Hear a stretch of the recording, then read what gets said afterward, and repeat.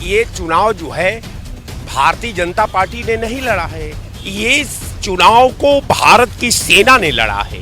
इस चुनाव को सारे देश के जो भाजपा माइंडेड आईएएस और आईपीएस है उन लोगों ने लड़ा है। आपने पूरे भारत सरकार यानी पीएमओ को और गृह मंत्रालय को उतार करके उस विभाग की विश्वसनीयता का, उस विभाग के निष्पक्षता का आपने मर्यादा को तार तार किया है। जो धर्म की, जो देश की बात करेगा वही अभी देश पे राज करेगा। यह पश्चिम बंगाल की जनता का अपमान हुआ है, ये जनाधार पीछे रह गया।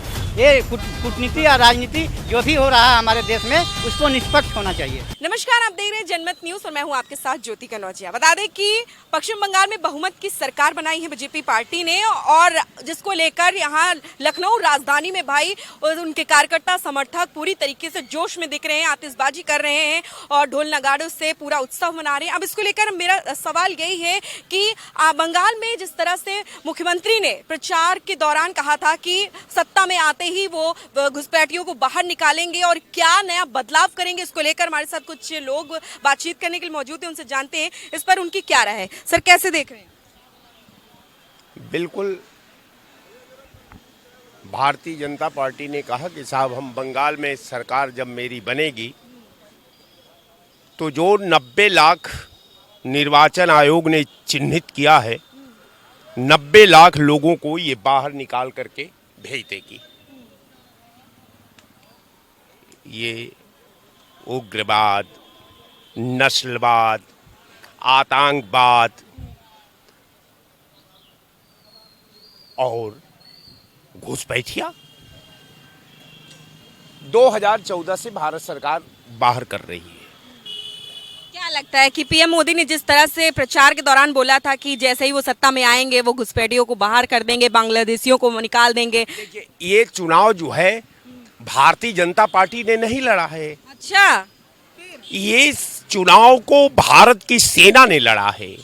इस चुनाव को निर्वाचन आयोग ने लड़ा है। इस चुनाव को सारे देश के जो भाजपा माइंडेड आईएएस और आईपीएस है उन लोगों ने लड़ा है। भारतीय जनता पार्टी तो हमें लग रहा था कि ये चुनाव कहीं भारतीय जनता पार्टी पाकिस्तान के लाहौर में लड़ रही है। ये लाहौर को समझ रही है कि यही पश्चिमी बंगाल है। अब कारण ये है कि 2.5 लाख सेना पश्चिमी बंगाल में, तो अजीबोगरीब बात है ना साहब। कारण ये है कि ये भारतीय जनता पार्टी है, 3 चक्र काउंटिंग होती है, 3 चक्र के बाद चौथा चक्र का प्रचार बंद हो जाता है। केवल रिजल्ट आता है कि अमुक अमुक नेता इतने वोट से चुनाव हार गए हैं। क्या कहना चाहते हैं? स्पष्ट शब्द में एक लाइन में आप बोल दीजिए, क्या कहने का तात्पर्य है आपका? हमारा कहने का तात्पर्य ये है कि सिस्टम के माध्यम से आपने लोकतंत्र का हरण किया। आपने पूरे भारत सरकार यानी पीएमओ को और गृह मंत्रालय को उतार करके आपने पीएमओ और जो है गृह मंत्रालय के कैडर की गरिमा का, उस विभाग की विश्वसनीयता का, उस विभाग के निष्पक्षता का आपने मर्यादा को तार तार किया है। कारण यह है कि निश्चित तौर पर मैं मानता हूं कि जो वोटों का आपने एसआईआर लाया, आपकी मंशा सब लोग समझते थे कि एसआईआर में आप करना क्या चाहते हैं, जिसमें न्यायालय भी शामिल है आपके साजिश में, इसलिए कि न्यायालय को उस आदमी को आपने काटा है जो पिछला चुनाव में वोट किया था। उसका जो है अपील सुप्रीम कोर्ट के पटल पर थी। सुप्रीम कोर्ट ने कहा कि नहीं, अब जो हो गया बस यही रहेगा। यानी चुनाव सिस्टम के माध्यम से लोकतंत्र का हाईजैक होना और सारे एजेंसियां मुखदर्शक होकर के खड़ा रहना, तो मुझे लगता है कि भाजपा ने जो पश्चिमी बंगाल में द्रौपदी का चीर हरण किया है, और जितने रथी और महारथी हैं, जितने पाप को मुख दर्शक होकर के देखे हैं यानी समर्थन किए हैं। अच्छा, ठीक है। अच्छा, आप ये बताइए, आप चुनाव हो चुका है, अब बात आ रही है कि कौन होगा मुख्यमंत्री। क्या लगता है, जिसके कि दावेदार सबसे पहले लिस्ट में बताए जा रहे हैं शुभेंदु अधिकारी, लेकिन मुद्दा अभी भी वही है। जिस तरह से महिला आरक्षण को लेकर बीजेपी लगातार विपक्ष को कटाक्ष कर रही है, जगह जगह प्रदर्शन कर रही है, क्या बंगाल में कोई महिला मुख्यमंत्री का चेहरा उतारेगी? देखिए, ये तो पार्टी की केंद्रीय नेतृत्व उसके ऊपर विचार करेगा। अब विपक्ष की हताशा, विपक्ष का जो राक्षसीपन था, जो विपक्ष के नेताओं का राक्षसीपन था, उसका जवाब 5 प्रदेशों की जनता ने दे दिया। एक प्रदेश में, हालांकि केरल में कांग्रेस की सरकार, ये लोग सिर्फ जहां भारतीय जनता पार्टी जीतती है वहां कह देंगे सारी मशीनरी हैक हुई, और जहां ये लोग जीत जाते हैं, अब आप तमिलनाडु में आप देखिए, वो नया लड़का जीत करके आ गया है, तो वो नहीं हैक किया जाता। जब आदमी हैक चोरी ही करेगा तो आधे घर में चोरी करेगा, आधे घर में चोरी नहीं करेगा। इन लोगों की मानसिकता कुंठित हो गई है। इन लोगों ने, जो विपक्ष के नेताओं ने, ये सिर्फ जनता के बीच में जाना नहीं चाहते, जनता की आवाज़ को बनाना नहीं चाहते, जनता की आवाज़ बनना नहीं चाहते, जनता के मुद्दों को उठाना नहीं चाहते। जो भारतीय जनता पार्टी कर रही है उसी के ऊपर आज तक कोई भी ऐसे कार्य, कोई भी विपक्ष के नेताओं ने, चाहे कांग्रेस हो चाहे समाजवादी पार्टी हो, किसी ने उसके ऊपर ये संतोष, कोई ऐसा काम ही नहीं भारतीय जनता पार्टी ने किया जो देश हित में और राष्ट्र हित में और जनता के हित में हो। और इनकी इसी आइडियोलॉजी को, इनकी इसी मानसिकता को इस प्रदेश की, देश की जनता जान गई है। इसीलिए चुनाव दर चुनाव इन लोगों को नकारती चली जा रही है और नकारती चली जाएगी। जिस तरह वहाँ पे तमिलनाडु में स्टालिन ने जिस तरह सनातन को और सनातन के देवी देवताओं का अपमान किया था, ये देवी देवताओं का और सनातन के धर्म का अपमान करके सोचे हिंदुस्तान में अब सरकार बना लेंगे, तो अब हिंदुस्तान की जनता जागरूक हो चुकी है। उसको अब समझाने के, जो आप लोगों के माध्यम से, पहले लोग जानते नहीं थे, अब आप 10-20% लोग, राक्षस लोग, प्रवृत्ति के लोग रहेंगे, वो उल्टा सीधा इसी तरह कहते रहेंगे। लेकिन नहीं, जो धर्म की, जो देश की, देश हित की बात करेगा, वही अभी देश पे राज करेगा। अब तुष्टि मैं आती हूँ आपके पास, मैं ये पूछना चाहूंगी, आप एक युवा है, कैसे देख रहे बंगाल में जो चुनाव हुआ है, वो किसी रणनीति की तरह, किस तरह हुआ, या फिर बीजेपी अब ऐसे चला रही है? जी, आपने मैं बिहार चुनाव पे जाऊंगा, उसके बाद मैं बंगाल चुनाव पे आऊँगा। बिहार में चुनाव था, मुद्दा था घुसपैठिए, 65 लाख वोट कटे और बीजेपी जीत गई। उसके बाद मुद्दा आया बंगाल, गए घुसपैठिए, बंगाल वाले पहुंच गए, बिहार वाले पहुंच गए बंगाल में, मुद्दा आया घुसपैठिया और 27 लाख वोट कट गए, बीजेपी जीत गई। इसके बाद 27 में चुनाव है यूपी में, और वही मैं गारंटी से कह रहा हूँ, अमितेश, मेरा नाम अमितेश है, याद कर लीजिएगा कि गारंटी से कह रहा हूँ कि वही घुसपैठिए यूपी में आएंगे, SIR हो चुकी है, यूपी में वोट कटेंगे, यूपी में फिर से बीजेपी सरकार बन जाएगी। और दूसरी बात मैं आपको बता रहा हूँ कि ये किसी रणनीति के तहत हुआ है, मुझे नहीं लगता रणनीति के तहत हुआ, ये लोकतंत्र की जीत हुई है। ये लोकतंत्र की आत्मा को मार के शरीर को जीवित रखा गया है कि इस तरीके से इसकी लोकतंत्र को बाहरी दिखा के अंदर से हत्या की जा रही है उसकी। बाहर के कैडर से आप IPS बुला रहे हैं, क्या नाम था उनका, जयपाल शर्मा जी, ज्ञानेश गुप्ता जी ने अपना पूरा जोर लगाया। उसके बाद सुप्रीम कोर्ट ने कह दिया कि 2003 में जिन्होंने वोट डाले थे उनका 2003 वाली वोटर लिस्ट लेके आओ। 2003 क्या कोई व्यक्ति 2003 क्या 18 साल 2026 में, 2003 में जो पैदा हुआ 2026 में वोट नहीं डालेगा। वो कह रहे जिसकी सुनवाई 27 लाख वोट कटे हैं और केवल 1700-1800 लोगों के बीच की लोगों ने वोट डाल पाए 27 लाख लोगों में से। तो ये इन चीज़ों पे, आंकड़ों पे भी तो ध्यान देना पड़ेगा। एक महिला मुख्यमंत्री थी वहाँ पे, तो आपको सबको बहुत वो हड़ रही थी। आप वहाँ के व्यवस्थाएं देखें, जाके यहाँ पे ट्रैफिक जाम देख लें, वहाँ ट्रैफिक जाम लिख दें। अच्छा, चलिए आप ये बात कर रहे हैं, लेकिन महिला मुख्यमंत्री की जिस तरह बात कर रहे हैं, वहाँ पर एक केस हुआ था RGKR मेडिकल कॉलेज में, तब तो उन्होंने कह दिया था कि रात के 8 बजे क्यों निकली, अगर निकलेगी तो ऐसा होगा। एक मुख्यमंत्री को ये कहना कहीं कहाँ तक सही है? नहीं, ये बिल्कुल गलत है। मैं ये नहीं कह रहा हूँ कि मैं ममता बनर्जी का बहुत बड़ा समर्थक हूँ। मैं ये कह रहा हूँ जहाँ पे गलत है वहाँ पे उन्हें सजा मिलनी चाहिए। और इसी के बाद मैं एक चीज़ और कहूँगा, आज उसी की माँ ने आज बता तो दिया, कह तो नहीं वो गटर में ले जाएंगी उनको। मैं आपको एक बात और भी बता रहा हूँ कि बीजेपी के राज में जितने, अब वही मैं प्रज्वल रवेन्ना पे चला जाऊँगा कि उनके वीडियो में, उनके साथ तो उनके जो पेन ड्राइव थी उसमें 3000 के करीब महिलाओं के रेप वीडियो थे, जो भी थे। उसके बाद उसका तो यहाँ प्रचार करने पहुँच गए थे। एक यहाँ पे तो विक्टिम कार्ड ये हो जाता है। मैं उनके अपमान नहीं कर रहा हूँ कि एक महिला को आपने वहाँ जिता दिया, उसके बाद जितनी हजारों की संख्या में महिलाओं का रेप हुआ है उन्हें कैसे न्याय दिलाएंगे आप, ये बताइए। अगर यूपी में कुछ नहीं, डेली रेप होते हैं, डेली रेप होते हैं। उन महिलाओं को कैसे मिलेगा? ये भी तो बताइए। लखनऊ में एक लड़की का कार से खींच के रेप किया था, क्या उसकी मां को विधायकी का टिकट दिया जाएगा, एमएलसी बनाया जाएगा? मैं ये भी तो पूछूंगा, 2027 का चुनाव आ रहा है। ये जिसे मैं केवल ये नहीं कह रहा हूँ कि उन्हें टिकट दे दिया तो बहुत बुरा हुआ, उन्हें टिकट दिया गया अच्छा हुआ, महिलाएं मजबूत हो रही, मैं इसके पक्ष में हूँ। लेकिन एक बात ये भी है तो कि क्या केवल एक ही महिला का रेप हुआ? सभी के साथ क्या उस तरीके का व्यवहार किया जाएगा? सभी महिलाओं को केवल आपने उसे फेस बना दिया कि हमने वो एक केस फेमस हुआ इंडिया में पूरे कि एक केस कोलकाता में रेप, उसके अलावा भी तो उसी समय उत्तराखंड में हुआ था, महाराष्ट्र में हुआ था, यूपी के मेरठ में रेप हुआ था, फर्रुखाबाद में रेप हुआ था। उनके साथ क्या करेंगे? फर्रुखाबाद में एक ही दुपट्टे से डाल पे एक लड़कियां लटकाई गई थी, उसे आत्महत्या घोषित कर दिया। अच्छा, रेप करके एक ही दुपट्टे से 2 लड़कियां लटक जाएंगे, आत्महत्या कर लेंगे, इस तरीके से आप दिखा रहे हैं। तो मैं इसी की तरीके से एक बात और कहूँगा, जो बम्पर जीत हुई है इसके 2-3 लोग बहुत बढ़िया तरीके से उन्होंने, अजय पाल शर्मा जी, ज्ञानेश गुप्ता जी, मोदी जी ने धुआंधार वहाँ भाषण दिए अपने टेलीप्रॉम्प्टर से देख देख के, और एक वो भुजा वाले जी जो भुजा बना रहे 10 रुपए का। तो मैं दाल मुड़ी जो भुजा कितने का भुजा, 10 रुपए का भुजा। उसके बाद उन मीडिया के, जैसे आप लोग तो इंडिपेंडेंट लग रहे हैं, जो दलाल मीडिया एंकर थे जो 10 रुपए की भुजा पे पूरी इकोनॉमी चलाए दे रहे थे, उन्हें भी लाख लाख बधाई कि इधर से पंखा चल रहा था, इधर से पंखा चल रहा, बाल उड़ रहे थे, चलिए ले चलते हैं आप भुजा के पास, इसी से पूरी इकोनॉमी चलती है। 10 रुपए की भुजा से उन्होंने 4-4.5 ट्रिलियन की इकोनॉमी चला दी, तो उन्हें भी लाख लाख बधाई। मैं आपके पास अभी आती हूँ, लेकिन मेरे पास और भी समर्थक, मैं उनसे ये पूछना चाहूंगी, क्या लगता है जिस तरह से ममता दीदी को हटा दिया गया और कहा जा रहा है वो बंगाल जाए या फिर दुबई जाए, कैसे देख रहे हैं आप? देखिए, जो भारतीय जनता पार्टी अब इस जीत पर ढिंढोरा पीट रही है, यह पश्चिम बंगाल की जनता का अपमान हुआ है। ये जनाधार पीछे रह गया और ज्ञानेश प्रसाद जी आगे निकल गए। यह भारतीय जनता पार्टी की जीत नहीं, ये सरकारी तंत्र की जीत है। 2.5 लाख में पुलिस फोर्सों की जीत है, सैकड़ों भ्रष्ट ऑफिसरों की जीत है। यह जीत भारतीय जनता पार्टी की जीत नहीं है।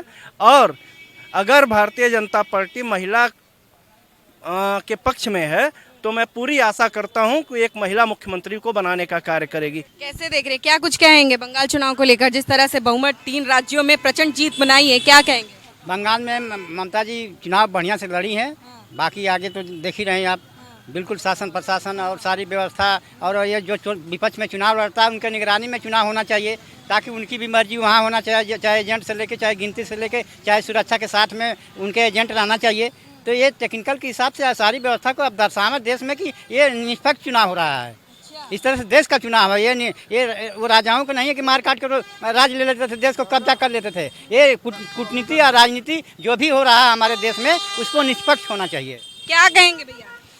क्या मुद्दा, क्या बताइए? अरे मुद्दा ये है कि जिस तरह से बंगाल में बीजेपी 3 राज्यों में प्रचंड बहुमत की सरकार बनाई है, तो क्या लगता है जिस तरह से बंगाल में पीएम मोदी जी ने प्रचार के दौरान कहा था कि सारे घुसपैठियों को बाहर निकाल देंगे? देखिए, एक चीज़ हम आपको बता दें, आपने सही सवाल पूछा। ममता बनर्जी के यहाँ परिवारवाद, लालू जी के यहाँ परिवारवाद, अखिलेश यादव जी के यहाँ परिवारवाद, कांग्रेस में परिवारवाद, और भारतीय जनता पार्टी में कौन परिवारवाद और कौन जातिवाद, कौन भ्रष्टाचार। बंगाल में 40% मुसलमान है। अगर ममता बनर्जी और कांग्रेस ने मुसलमानों को वहाँ पत्थरबाज न बनाया होता और 40% मुसलमान पढ़ा लिखा होता, तो बंगाल में आज मुसलमान कोई हुकूमत कर रहा होता। बाकी केवल समाजवादी तेजस्वी ने और ममता ने और कांग्रेस ने मुसलमानों को पत्थरबाज बना के और केवल दरी बिछवाने का काम किया। अगर पढ़ लिख जाएंगे तो यही सवाल करने लगेंगे हिस्सेदारी का। भारतीय जनता पार्टी ने कहा कि एक हाथ में लैपटॉप लो, एक हाथ में कुरान लो, एक हाथ में दीनी तालीम लो, एक हाथ में दुनियावी तालीम लो, दोनों तालीमें लेके और जो हासिल हो। और भारतीय जनता पार्टी जो सबका साथ, सबका विकास, सबका विश्वास, सबका प्रयास, हर हर मोदी, घर घर मोदी के नाम पर चुनाव हो रहा है। आने वाले समय में निश्चित रूप से उत्तर प्रदेश के मुसलमानों ने भी तय कर लिया है कि हमको दरी नहीं बिछाना है, हमको पत्थरबाज नहीं बनना है, हमको पढ़ना लिखना है। एक उदाहरण हम आपको दे दें, अगर अखिलेश यादव जी ऑस्ट्रेलिया के पढ़े हुए हैं तो एकरा हसन भी लंदन की पढ़ी हुई है। 20% मुसलमान दरी बिछा रहा है।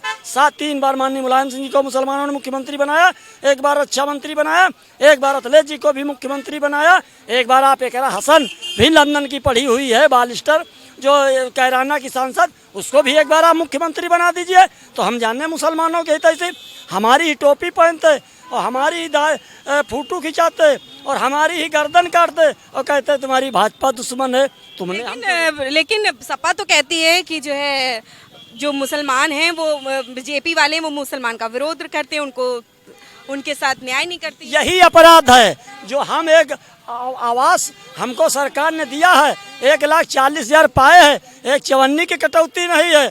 जो हम कहते हैं हमको हिस्सेदारी चाहिए तो कहेंगे भाजपा तुम्हारी दुश्मन। जो हम कह दें कि एकरा हसन को मुख्यमंत्री बना दो या राष्ट्रीय अध्यक्ष बना दो तो कह देंगे भाजपा तुम्हारी दुश्मन। अच्छा, भाजपा की भय दिखाकर ये समाजवादी कांग्रेस वाले फायदा उठा रहे।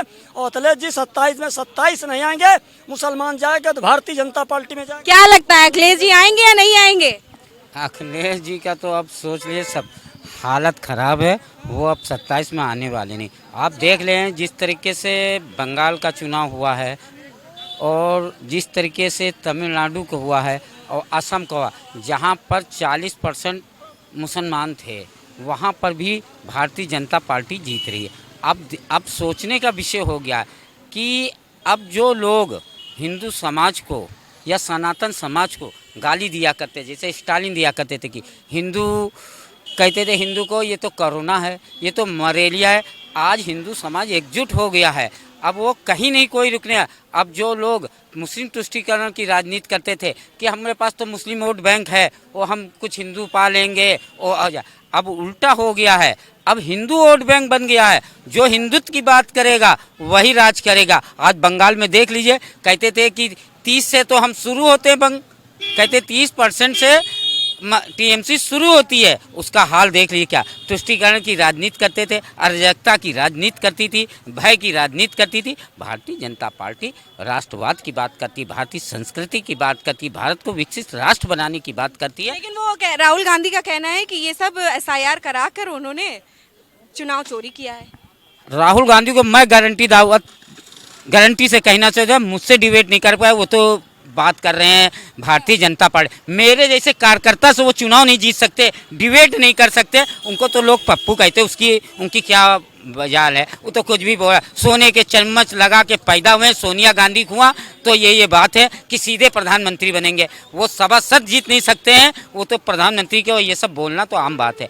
वो सोने के चम्मच ना लगा के पैदा हो तो मुझसे डिबेट नहीं कर पाएंगे ना मेरे। देखो हाँ भैया, क्या कहेंगे, बंगाल में चुनाव हुआ है, कैसे देख रहे हैं? बहुत ही अच्छी बात। प्रचंड बहुमत की सरकार बीजेपी बनाई है 3 राज्यों में।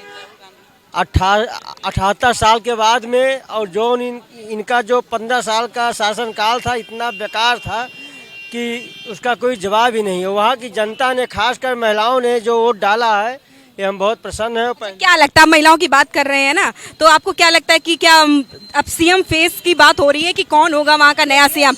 और देश, मेरी बात सुनिए, जिस तरह से महिला आरक्षण का मुद्दा चल रहा है, क्या लगता है कि क्या कोई महिला ही होगी, महिला ही वहाँ पर सीएम बनेंगी?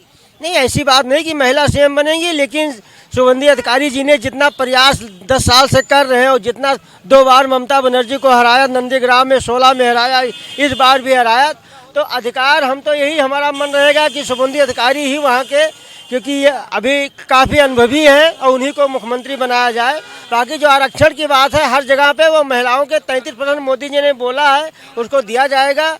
वहाँ का प्रशासन टाइट रहेगा, सबका एक साथ न्याय होगा। इस वजह से अब 15 साल बीजेपी को वहाँ से कोई हटा नहीं पाएगा, क्योंकि जहाँ जहाँ बीजेपी की सरकार है वहीं का शासन देख लीजिए। यहाँ अगर जरा, अच्छा, ये कह रहे हैं कि बीजेपी को कोई हटा नहीं पाएगा। आप थोड़े ही वक्त बताएं, यूपी विधानसभा चुनाव आने में क्या लगता है, क्या कुछ? पहली बात तो 2047 तक अब बीजेपी सारे राज्यों में रहेगी। अच्छा, 2047 तक। और दूसरी बात, लेकिन सपा वाले तो कह रहे हैं पीडीए पैरी बड़ा कमर कस चुके हैं, इस बार उनको बीजेपी को हटाने का पूरा होता है जो महिलाओं का विरोध करेगा, सुन लीजिए। और बंगाल में भी महिलाओं के साथ अत्याचार हुआ, वहाँ पर कई मर्डर हुए, है ना, और कोई बोला नहीं ममता जी। तो वहाँ जहाँ भी पाप का घड़ा भर जाएगा, कहीं भी हो, वहाँ यही हसन होगा। अभी तो 27 का यहाँ भी बाकी है और पंजाब बाकी अभी है। पंजाब में भी बीजेपी की गवर्नमेंट आएगी, आप समझ लीजिए 100%। और उसका कारण क्या है, जहाँ भी अत्याचार होगा किसी वे तो, और काम नहीं होगा तो वहाँ। यूपी में बाबा ही आएंगे? यूपी में 100% 300 पार बाबा। आपको भैया यहाँ पर जितने लोगों थे सबकी प्रतिक्रिया अपनी अपनी आई। उन्होंने कहा जिस तरह से 5 राज्यों में चुनाव थे और 3 राज्यों में बीजेपी ने प्रचंड बहुमत के साथ सरकार बनाई, अपना प्रचंड लहराया है, परचम लहरा रही है, बीजेपी ही हर जगह किले गाड़ रही है। और अब आने वाले यूपी विधानसभा चुनाव 2027 में भी यही माहौल, यही उत्साह और यही जश्न देखने को मिलेगा। कहा जा रहा है कि योगी आदित्यनाथ ही कुर्सी पे विराजमान रहेंगे। फिलहाल आगे क्या कुछ कहानी होगी ये तो आने वाला वक्त बताएगा। आज की वीडियो में बस इतना ही। मैं थी ज्योति कनौजिया, कैमरा पर्सन शैलेंद्र शर्मा के साथ, जनमत न्यूज लखनऊ।